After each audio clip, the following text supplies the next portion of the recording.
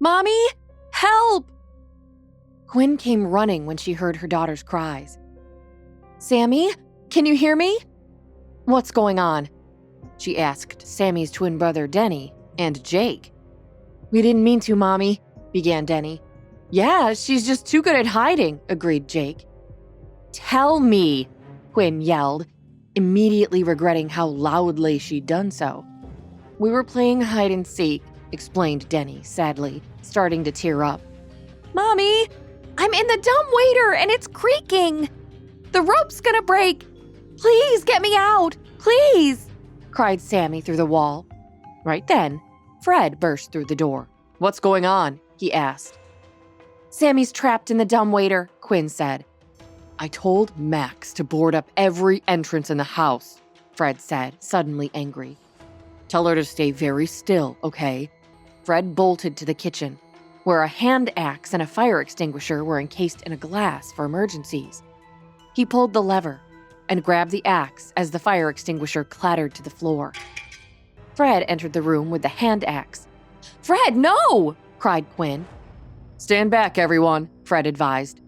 Sammy, I need you to lean against the very back wall of that dumbwaiter. Can you do that for me, sweetie? Yes, answered the girl, still sniffling. I'm going to break the door with an axe. Do not move. Do not be scared. Hide your eyes if it helps. Are you ready? 1, 2, 3.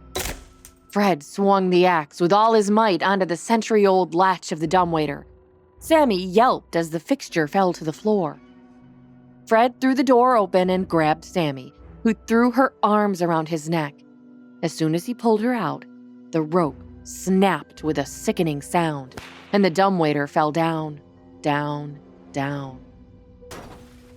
It was some seconds later that they heard it faintly crashing on the floor, somewhere in the belly of the building. Sammy buried her head in Fred's chest and sobbed. Jake and Denny stood white-faced with eyes as wide as pies. Quinn reacted to the noise with a jolt, feeling sick to her stomach. She threw her arms around Fred and Sammy, crying. Am I in trouble? She asked shyly. No, my darling, Quinn answered. We are just so very happy that you are all right.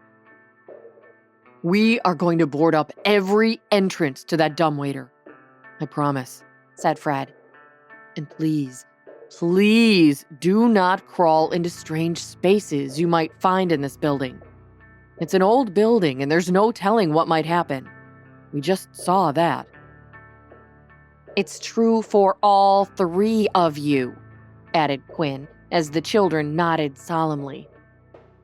Maybe if you had something else to keep you busy, you wouldn't get into trouble, huh? Asked Fred. Sammy, how would you like your very own princess castle in your room? Really? For me?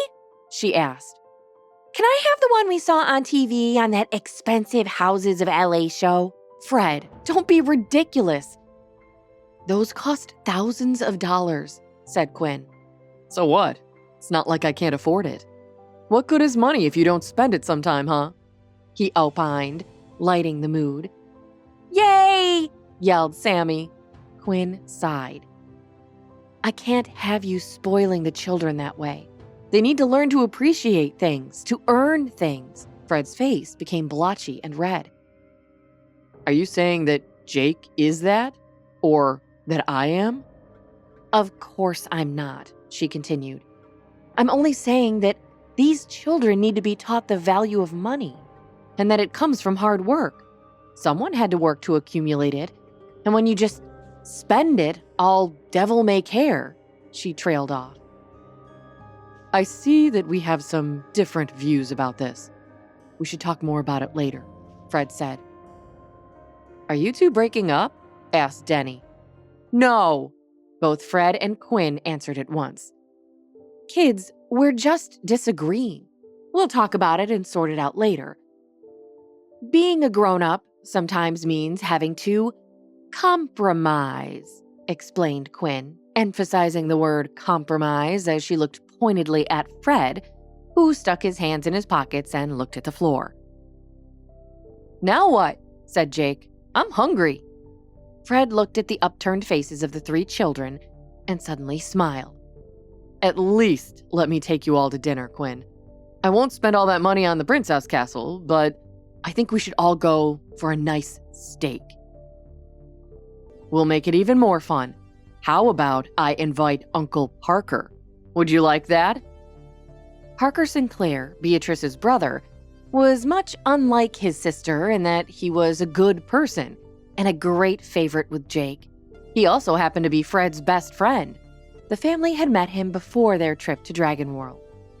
"Awesome!" yelled Jake. "I wish you wouldn't have undermined me like that in front of the kids," said Fred. "I'm sorry, Fred, really, I am," Quinn answered gently, choosing her words carefully. "It's just that my children have never had ridiculous amounts of money, and it's not something I want them to get used to. I want them to learn about the satisfaction of hard work and how to budget. I want to show them how to be charitable and discerning. And I just don't feel like they'll learn those lessons if they are just given every single thing they ever want." "I turned out okay," grumbled Fred. "This isn't a moral judgment on you, your family, or Jake. It's just..." Quinn's eyes teared up. "I know what it's like to be used to a fortune, used to comforts, and then have it all yanked away in a second. I was lost. I didn't know how to function in the world for the longest time. I want to save my children from that if I can," she said. "I didn't realize things had been so hard on you, Quinn. That actually makes a lot more sense. I'll try to keep that in mind." "I can live with that," she said, "as long as we can talk things through about the stuff we buy for the kids. I don't want to put them in the same position I was in, to go from having everything to having nothing in an instant. I don't want that for them." "Of course you don't," he whispered, kissing her on her head. Later on that afternoon, a server ushered Fred, Quinn, Parker, and the 3 children to their seats at a well-known Japanese steakhouse. A server in a brightly colored floral kimono approached the table with a stack of menus, which she distributed to everyone seated around the hibachi table. "I'll be back in a moment so that you can decide what you'd like to eat," nodded the server, leaving the table. The server turned to Fred and said, "Your daughter is so cute. I can totally tell she's your daughter, too. She looks exactly like you." This was immediately awkward for Fred and Quinn. Quinn had, of course, given birth to triplets 6 years ago. Her firstborn son was taken from the hospital by a cruel woman, Mrs. Sinclair, leaving her with Sammy and Denny.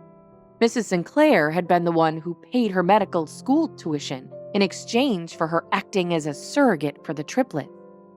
And it had been Mrs. Cheryl Sinclair who had given Quinn the sample with which she had been artificially inseminated.